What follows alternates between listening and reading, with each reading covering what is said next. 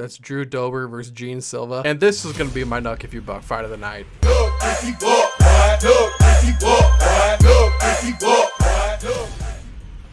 Jean Silva, yes, we did just talk about Jean Silva last episode. He's back. He's back. He's moving up a weight class. All of that really concerns me. He blitzes forward, which is good. I like guys that attack forward. I don't like the moving backwards. He's got all aspects to his game. Knockout artist, but he can also, from standing, take you down straight into a submission attempt. That's probably one of the best I've seen of guys that can transition that smooth. Jean Silva is just really, really impressed with what I saw. 66% of the bets, 78% of the money right now on Jean Silva, which really surprised me. Drew Dober, always been a tough guy to finish. He's got that knockout power. He does have a sub aspect, but I feel like Drew Dober is more of a striker. He mostly wants to stand. With Silva going up, it just, after just fighting, I have a bad feeling about it. And with all this money pouring in on Silva, and it's rightfully so, because Silva just looked excellent. And I was just saying how much I like Silva. I do really like Silva. I just feel like this is a really bad situation for him. Coming in off of a high, everybody's throwing their money on him, and I think Vegas is just absolutely loving it right now. And I just think Drew Dober, the grizzled vet, is just going to be too tough. I don't know if he's going to get the knockout. I don't see a sub, but I think it's either a knockout or a decision right now, -110.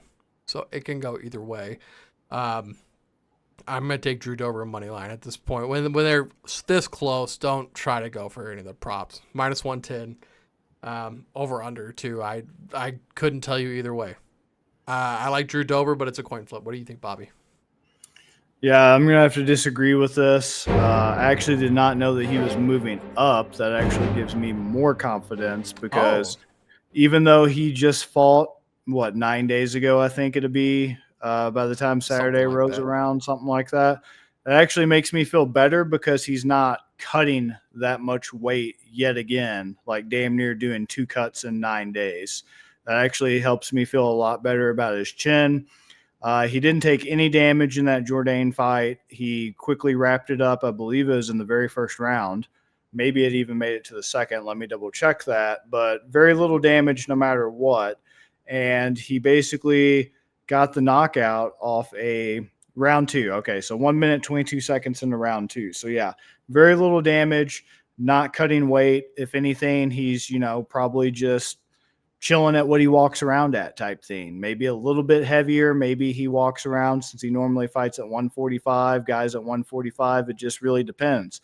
Like Aljo at fucking bantamweight, 135, was walking around at 170, I think he said at one point, like a huge motherfucker for the weight division. Jean Silva, just depends. I don't think he's quite that big, but he probably walks around, if I had to guess, probably 160. So if he's going to 155, that's only 5 pounds. He might not even have to cut. So that's actually great because that means he's not depleting himself of water. He's not, depriving his brain of that fluid to protect it from shots and things of that nature. So that's good. The only way it could potentially negatively impact him, as you mentioned, was Dober with the wrestling. Here's my counter to that. Dober hasn't used his wrestling since his early UFC days. Yeah. And that leads me to another point. Drew Dober has actually been in the UFC a lot longer than people think. And even though I've covered Drew Dober and we've covered Drew Dober on this show multiple times now, it still surprises me every time to know that Drew Dober is 35 years old. Drew Dober is 27-13 for a total of 41 fights, and he's coming off a unanimous decision loss to Renato Moicano. Ricky Glenn, he won with a TKO before that. Matt Frivola TKO'd him. It's very concerning when Matt Frivola TKOs anybody. I am not a Matt Frivola guy. I'm not trying to do MMA math, but what I'm getting at with this is Drew Dober has a lot of miles. Drew Dober has been in the UFC since 2013. Drew Dober is one of those guys who is that aged out generation of the UFC right now. We're going to be seeing a lot of guys who've been around since 2013 start to slowly phase out of competition. Think about it. 2013, 2012, Conor McGregor, Ronda Rousey, Miesha Tate, Holly Holm was at her peak back then. Out of all those people I just named, how many are still fighting? How many are still fighting at a high level against high level competition? Right. I can name even more, but those are just the immediate huge stars from that era that stick out. Tony Ferguson was on an incredible win streak in the UFC lightweight division at this time. Cowboy Cerrone was a household name. Nate Weidman. Diaz was still around. I could go on and on and on. He's already been very spotty. He has about a 3-fight win streak is about what he'll get, and then he'll lose. And then now he's like 1 loss, 1 win, 1 loss, 1 win. Could this be his 1 win? Sure. I could easily see it being his 1 win. Here's the problem. His Terrence McKinney win, that was very intense and back and forth, and he got heavily rocked. Like, what I'm getting at with this is his chin is starting to decline, as can be expected with the passage of time and being in the UFC since 2013 and being in this many fights. He does still have a strong chin, but I think we started to see that crack last May with Matt Frivola. Matt Frivola, I don't give a shit what anybody says, is not a guy who's going to go out there and just take your lights out. Like, yeah, he did it to Otman Zaitar and Drew Dober, but other than that, Jalen Turner, unanimous decision.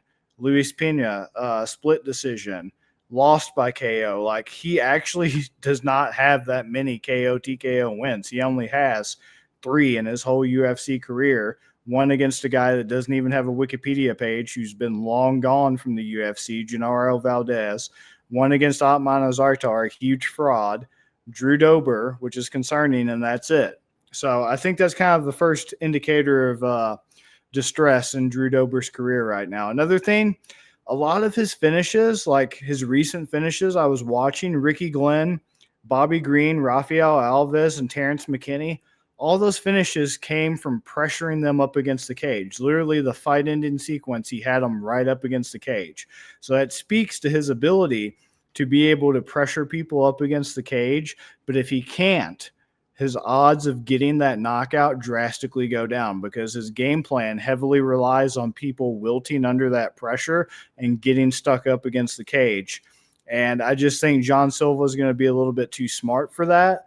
And the grappling's definitely the X factor in this. If he does decide to go back to his early 2013, 2014 roots and start to grapple.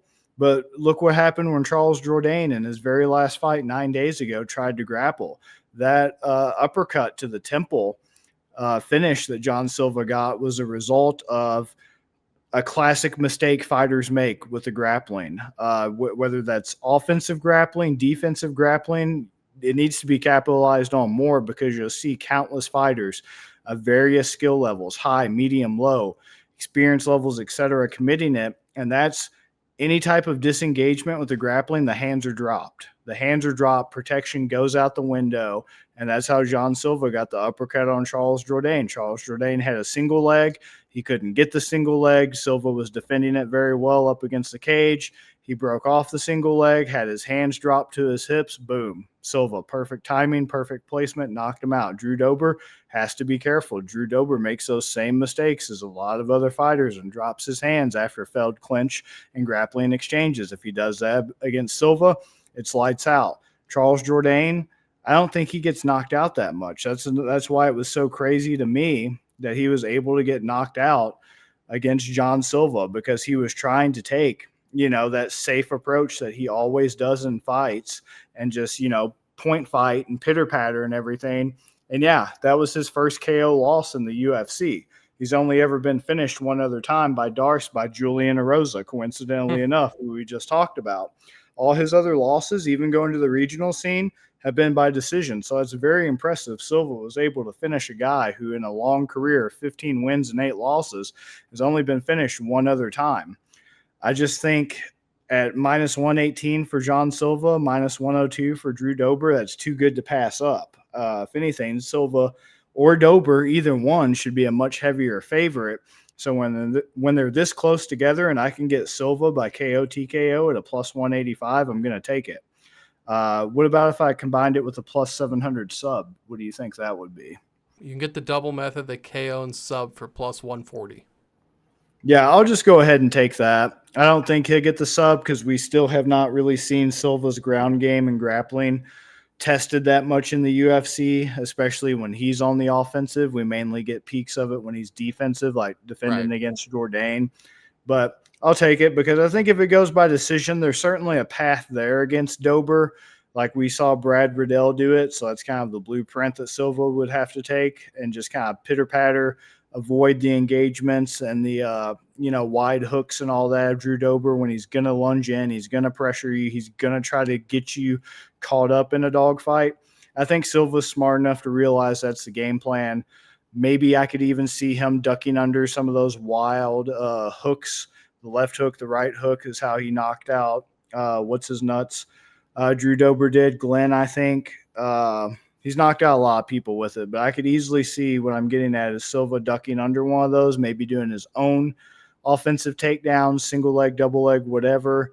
That might be our first preview of his offensive grappling potentially. If I'm trying to play Nostradamus here and everything, that might be our first taste of it. So I could see decision, and it's a nice little plus 600, but I'll just take that double method because his best chance, I really do think, is KO TKO.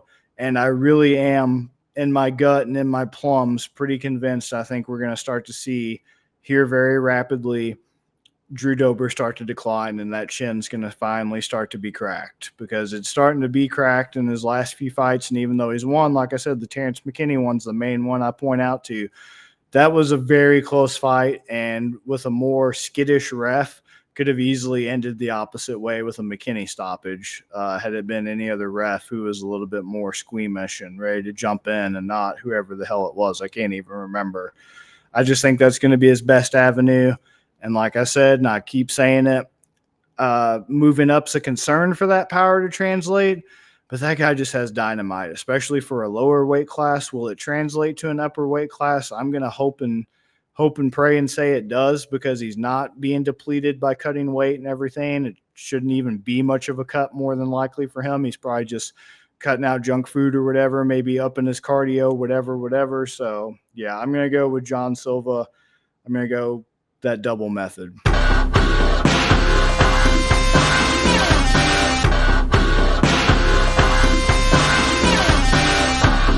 You better start listening to the Better in Green podcast. You will not regret it. Trust me. And hey, I'm Dean Blandino. Welcome to Better in Green, eh? To Better in Green, eh? To Better in Green, eh? Listen in and cash out. That's what it's all about. Come on, let's make cash now.